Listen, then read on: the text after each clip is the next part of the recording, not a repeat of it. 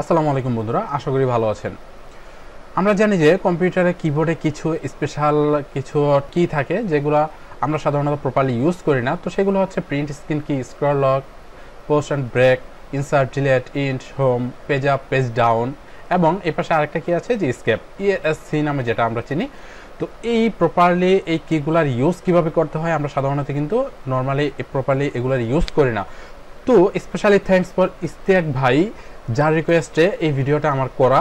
আমিও সাধারণত এই ভিডিওটা নিয়ে কখনো মাথা ঘামাইনি, তো দেখলাম যে এই ভিডিওটি আসলে করা উচিত, যেটা প্রপারলি ইউজ আমাদের জানা উচিত। তো চলুন বন্ধুরা গাইজ, আমরা দেখি যে কিভাবে আমরা এই কিগুলোর ইউজ প্রপারলি করতে পারি। তাহলে বন্ধুরা আপনাদেরকে রিকোয়েস্ট করবো ভিডিওটা লাস্ট পর্যন্ত দেখতে থাকুন। আর আপনি যদি আমাদের চ্যানেলে নতুন হয়ে থাকেন তাহলে অবশ্যই সাবস্ক্রাইব করে পাশে থাকা বেল আইকনটি ক্লিক করে দিন। তো বন্ধুরা প্রথমে দেখে যে হোম বাটন দিয়ে আমরা কি কি কাজ করতে পারি।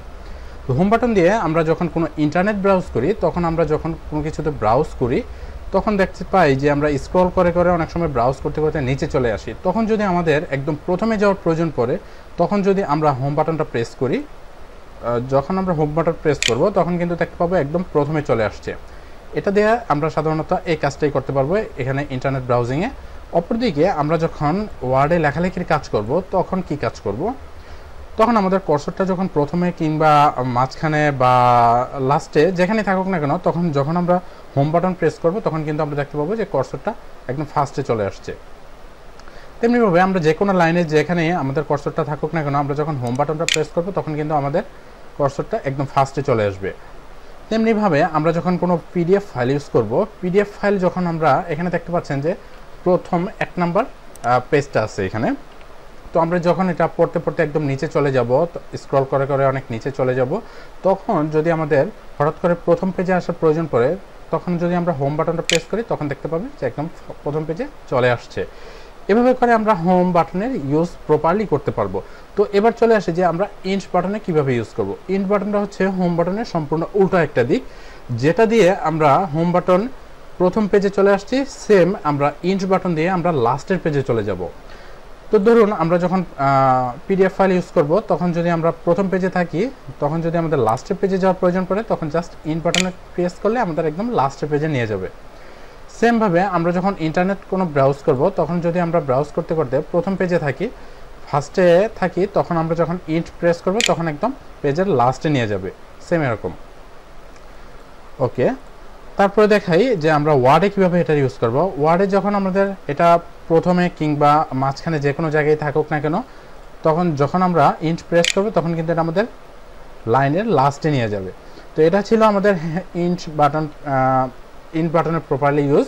তো এবার আমরা চলে যাব যে পেজ আপ পেজ ডাউন কীভাবে ইউজ করা হয়, পেজ আপ পেজ ডাউন করে কিভাবে আমরা প্রপারলি ইউজ করতে পারি। এখানে দেখতে পাচ্ছেন যে আমরা পেজ আপ এবং পেজ ডাউন দুইটা অপশন আছে। তো পেজ আপ দিয়ে আমরা কি করব, পেজ আপ হচ্ছে আমরা যখন কোনো ইন্টারনেট ব্রাউজ করব তখন স্ক্রল করে করে কিন্তু আমরা বিভিন্ন পেজগুলো পড়ে থাকি। তো আমরা যখন এখান থেকে পেজ আপে ক্লিক করব তখন কিন্তু আমাদের পেজটা একদম উপরে থাকবে। তো এখন আমাদের হচ্ছে পেজ ডাউন, মানে পেজটা নিচের দিকে আনবো। তো আপনারা দেখতে পাচ্ছেন যে পেজটা এখানে কতটুকু আছে। এখানে জাস্ট আমি আপনাদেরকে একটু দেখাই যে এখানে লেখাটা আছে হচ্ছে আজকের পৃথিবী প্রযুক্তিতে। ওকে, তো এখানে যখন আমি পেজ ডাউনে ক্লিক করব তখন আপনারা দেখতে পাবেন যে এই আজকের পৃথিবী প্রযুক্তিতে এতটুক থেকে তারপরে কিন্তু উপরে যতটুকু ছিল ততটুকু কিন্তু উপরে চলে গেছে, আর বাকিটুকু কিন্তু আবার আরেকটা পেজ কিন্তু নিচে চলে আসছে। তো এভাবে আপনি যতটা পেজ ডাউন করবেন, তো আপনার স্ক্রিনে যতটুকু পেজ আসবে ঠিক ততটুকুই নিচে নিচে এটা নামতে থাকবে। এভাবে করে কিন্তু আপনি পেজগুলো খুব প্রপারলিভাবে পড়তে পারবেন। তো সেমভাবে আপনি পেজ আপটা ইউজ করবেন। পেজ আপ যখন আপনি পেজ আপে দিবেন তখন কিন্তু আপনার একটা পেজ উপরে চলে যাবে। তো এটা ছিল পেজ আপ এবং পেজ ডাউন করার প্রপারলি ইউজ ইন্টারনেট ব্রাউজিংয়ে। আর সেমভাবে যখন আপনি কোনো পিডিএফ ফাইল ইউজ করবেন, পিডিএফ ফাইলে তখন আপনি যখন কোনো পেজ ওয়ানে থাকবেন, বা পেজ ওয়ান বলতে আপনি যতটুকু স্ক্রিনে দেখতে পাচ্ছেন, তখন যদি আপনি পেজ ডাউনে ক্লিক করেন, পেজ ডাউনে ক্লিক করার সাথে সাথে আপনার নিচের যতটুকু জায়গা ছিল, জায়গা দরকার, ঠিক ততটুকুই কিন্তু এখানে আরেকটা পেজ চলে আসছে। এভাবে করে আপনি পেজ ডাউন করতে পারবেন। তো আবারও যদি পেজ আপ করেন তাহলে আরেকটা পেজ এভাবে করে উপরে চলে যাবে। তো সেমভাবে আপনি ওয়ার্ডেও এই কাজটা করতে পারবেন।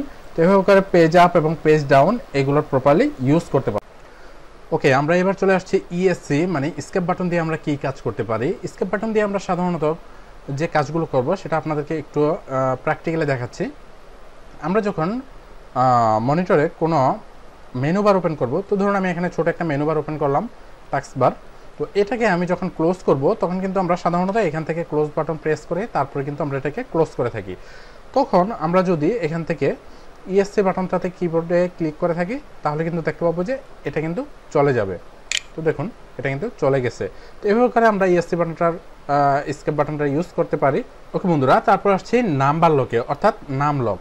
নাম লক এখানে আমরা দেখতে পাচ্ছি যে 1 থেকে 9 পর্যন্ত যে নাম্বারগুলো আছে এই নাম্বারগুলো সাধারণত আমরা নাম লকের মাধ্যমে ইউজ করতে পারি। তো নাম লক আমরা সাধারণত যে নাম লকে প্রেস করার সাথে সাথে আমাদের উপরে যে একটা লাইট থাকে কিবোর্ডে, সেই লাইটটা কিন্তু আমাদের জ্বলে ওঠে। যখন জ্বলে তখনই কিন্তু আমরা সাধারণত 1 থেকে 9 পর্যন্ত এটা প্রপারলি ইউজটা করতে পারবো। আর যখন আমরা এটা আবারও প্রেস করে যখন বন্ধ করে দিব তখন কিন্তু আমরা 1 থেকে 9 পর্যন্ত এটা কিন্তু কাজ করা বন্ধ করে দিবে। আর নাম লকটা সাধারণত এই কাজে ইউজ করা হয়। তাহলে চলুন আমরা দেখি ইনসার্ট দিয়ে কি কাজ করে। ইনসার্ট কি দিয়ে আমরা যখন কোনো ওয়ার্ডে কিছু লিখে থাকি বা প্রোগ্রামিংয়ে বিভিন্ন কাজ করে থাকি তখন আমাদের সাধারণত আমরা এখানে যখন কোনো কিছু লেখার প্রয়োজন হয় তখন সাধারণত আমরা এভাবে কিছু লিখি।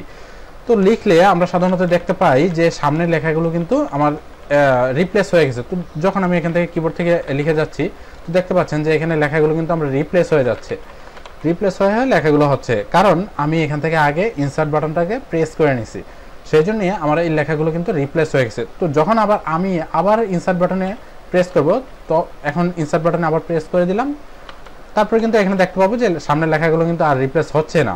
তার মানে আমার লেখাগুলো আগে যা ছিল তাই ছিল, এখন সামনের শুধু লেখাগুলো হচ্ছে। আর যদি আবারও রিপ্লেস করার প্রয়োজন মনে করি তখন ইনসার্ট বাটনটাতে ক্লিক করে দিব, তখন সামনেরগুলো রিপ্লেস হয়ে আমার এই লেখাগুলো হয়ে যাবে। তো এটাই হলো ওয়ার্ডের আমাদের ইনসার্ট কি এর কাজ। সাধারণত ওয়ার্ডে এবং প্রোগ্রামিংয়ে বিভিন্ন কাজে ইনসার্ট কিটা ইউজ করা হয়। বন্ধুরা এবার দেখব প্রিন্ট স্ক্রিন দিয়ে কি কাজ করা হয়। প্রিন্ট স্ক্রিন নামে যে বাটনটা দেখতে পাচ্ছেন এটা দিয়ে আমরা সাধারণত কি কাজ করে থাকি। এটা দিয়ে আমরা সাধারণত বিভিন্ন স্ক্রিনশট নিয়ে থাকি। ধরুন আমরা এই আমার ডেস্কটপের যে স্ক্রিনশটটা আছে অথবা আমি যে কোনো একটা ফাইল ওপেন করে এটাকে স্ক্রিনশট দেব। এটা স্ক্রিনশট নেওয়ার পরে আমি জাস্ট প্রিন্ট স্ক্রিনে যদি ক্লিক করি দেই, তো প্রিন্ট স্ক্রিনে ক্লিক করার পরে আমাকে চলে যেতে হবে এখানে স্টার্ট মেনুতে। স্টার্ট মেনুতে যাওয়ার পরে এখানে আমি দেখতে পাবো একদম উপরে পেইন্ট নামে যে অপশনটা আছে, পেইন্টে ক্লিক করে দেব। পেইন্টে ক্লিক করার পরে আমার এখানে পেইন্টের অপশনটা ওপেন হবে। এখান থেকে কিবোর্ড কন্ট্রোল ভি প্রেস করলেই সাথে সাথে আমার ডেস্কটপ থেকে যে আমি স্ক্রিনশটটা নিয়েছি সেই স্ক্রিনশটটা এখানে চলে আসবে। তো এটা হলো প্রিন্ট স্ক্রিনের কাজ। তারপরে আমি এটাকে এখান থেকে সেভ করে নিতে পারবো। জাস্ট এখানে যে সেভ বাটন দেখতে পাচ্ছেন, সেভ বাটনে ক্লিক করার পরে কিন্তু এখানে আপনার সেভ মেনু চলে আসবে। এখানে আপনি যে ফোল্ডার সেভ করতে চান সেই ফোল্ডার সিলেকশন করে এখান থেকে জাস্ট ফাইল সিলেকশন করবেন, জেপিজি, ট্রিফ, পিএনজি যে কোনোটা আপনি সিলেকশন করে নিতে পারেন। সিলেকশন করার পরে আপনি জাস্ট সেভ বাটনে ক্লিক করবেন। এখান থেকে সেভ বাটনে ক্লিক করার সাথে সাথে কিন্তু আপনার ফাইলটা সেভ হয়ে যাবে। তাহলে অবশ্যই বন্ধুরা ভিডিওটা কেমন লেগেছে আমাদেরকে কমেন্টস করে জানাবেন। আর যদি ভিডিওটি ভালো লেগে থাকে অবশ্যই একটা লাইক করবেন আর সাবস্ক্রাইব করে পাশে থাকা বেল আইকনে ক্লিক করতে একদমই ভুলবেন না। আজকে এই পর্যন্তই, পরবর্তী এপিসোডে আমন্ত্রণ জানিয়ে এখানে শেষ করছি। আল্লাহ হাফেজ।